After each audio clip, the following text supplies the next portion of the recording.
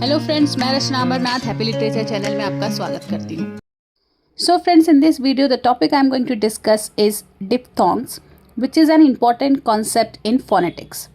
You all must be knowing that phonetics deals with the production of speech sounds, and in this video we are going to understand a special type of vowel sound called diphthong. I'm sure you must be knowing the meaning of vowel, but still let me start with vowel, then we will move to diphthongs. So in English, vowel is a speech sound that is produced without any obstruction in the air passage. ठीक है, vowel क्या है? Speech sound है जो जब हम आवाज़ अपने मुंह से निकालते हैं तो कोई भी एयर जो है मुंह से वो ब्लॉक नहीं होता है, बाहर आता है।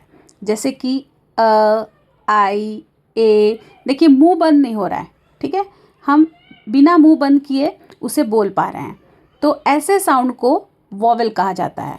Okay, it means air comes out freely from the mouth, there is no blockage by tongue, teeth और lips. So in English alphabets there are 5 vowels, and these 5 vowels produce 20 sound. So in English alphabets, what are these vowels? A, E, I, O, U. Now vowels are mainly of two types. First is pure vowels, that is called monophthongs. Here tongue stays in one fixed position. मतलब जब हम आवाज़ निकालते हैं तो हमारा जो जीभ है, जो टंग है, वो एक ही पोजीशन में रहता है पूरे आवाज़ को ख़त्म होने तक, ठीक है। जैसे ई, जब हम ई बोलते हैं तो हमारा जो जीभ है वो एक ही पोजीशन में रहता है, तो इसे हम क्या बोलते हैं? Pure vowel, means monophthongs. Now let's talk about diphthong. Now diphthong is also a vowel sound, but while producing this sound there is a gradual change in position of our tongue. So tongue starts at one position then moves to another position. जब हम diphthong वाला sound जब निकालते हैं तो हमारी जो जीभ है वो एक पोजीशन से स्टार्ट होकर दूसरे पोजीशन में जाती है, लेकिन जब हम मोनोफथोंग निकालते हैं, मोनोफथोंग वाला आवाज़, तो वो एक ही फिक्स्ड पोजीशन में रहता है। तो ये जो पोजीशन चेंज होता है, इस मूवमेंट को क्या बोलते हैं? ग्लाइड। तो देखिए, इसमें ध्यान देने वाली बात यह है, कंफ्यूज होने वाली बात है actually.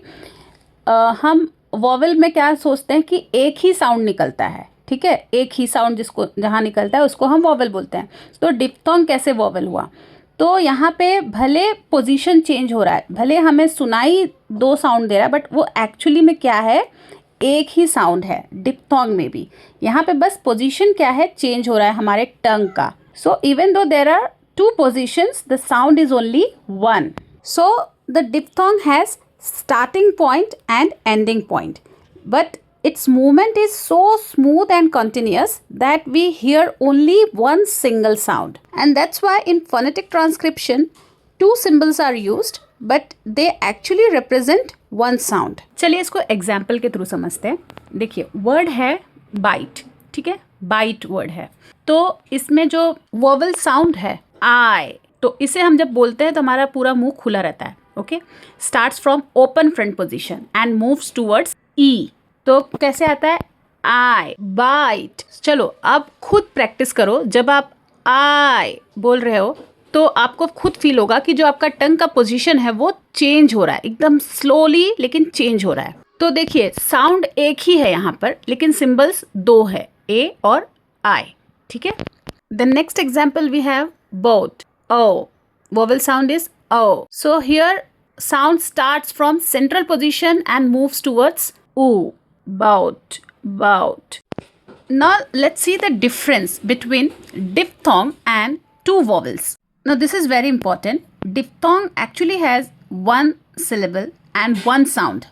Example: fear, ear, ear. तो दो वॉवेल साउंड्स कैसे अलग है? क्योंकि उसमें दो सिलेबल्स होते हैं और दो सेपरेट साउंड होते हैं।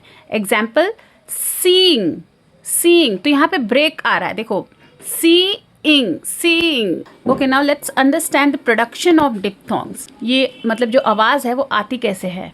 इसमें जो टंग है वो कंटिन्यूसली मूव होता है। जब हम डिप्थोंग साउंड को प्रोड्यूस करते हैं तो हमारे टंग मूव्स होते हैं कंटिन्यूसली, भले एकदम स्लो रहता है, लेकिन वो कंटिन्यूसली मूव होगा।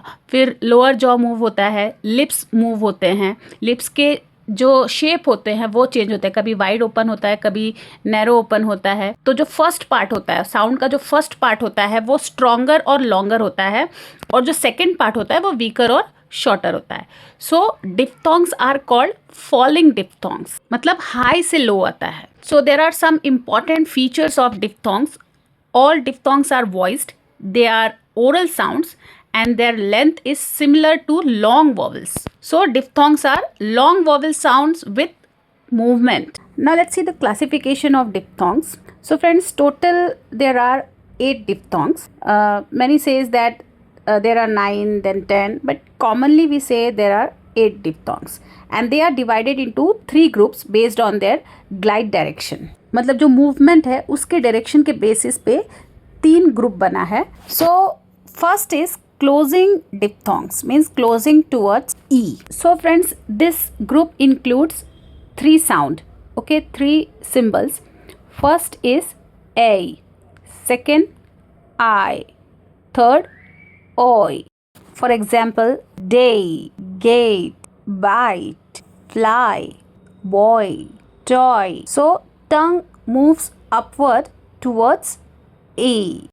ठीक है, तो डे में कौन सा साउंड है? डे में ए, डे। गेट में ए, गेट। फिर बाइट में कौन सा साउंड है? आई, ठीक है, बाइट। फिर फ्लाई में भी आई है, आई, फ्लाई। और बॉय में ओई, ओई साउंड है, ओई, boy, toy. Then closing diphthongs towards o. So see the first one, it is pronounced as o, o, go, bow. Then second is pronounced as ow, cow, now. तो इसे pronounce करने में जो हमारे लिप्स है वो कैसे हो जाते हैं? गोल हो जाते हैं। Lips become rounded and tongues move towards ऊ, ऊ sound. go, boat, cow, now. Then centering diphthongs towards a. See, the first one is pronounced as ear, ear, here, near. Then second one is air, air, care, hair. Then third, oor, oor, like in poor, sure. So here tongue moves towards central vowel a. तो चलिए ये सारे 8 diphthongs का हम quick revision लेते हैं, इसका sound कैसे आता है। So the number 1 is a, day. Second I, bite. Third oi, boy. Fourth ow, go. Fifth ow, now. Sixth ear, near. Seventh air, care. Eighth over, eighth is over, poor. तो friends, ये पूरे 8 diphthongs में हमने क्या देखा कि 2 symbols हैं लेकिन सिलेबल एक है, साउंड एक है, ठीक है। So now let's conclude this. What is diphthong? Diphthong is a single vowel sound produced by a smooth glide, smooth movement from one position to another, and it occurs in one syllable represented by 2 symbols but one sound. So total there are 8 diphthongs divided into 3 group. तो friends, इस video में बस इतना ही। अगर आपको ये video पसंद आया है, आपके लिए हेल्पफुल है, तो प्लीज़ इसे लाइक करना ना भूलें। अपने फ्रेंड्स के साथ इसे शेयर करिए, कमेंट करिए, सब्सक्राइब करिए। तो मिलते हैं मेरे नेक्स्ट वीडियो में एक नए टॉपिक के साथ। तब तक के लिए आप अपना ख्याल रखिए। बाय।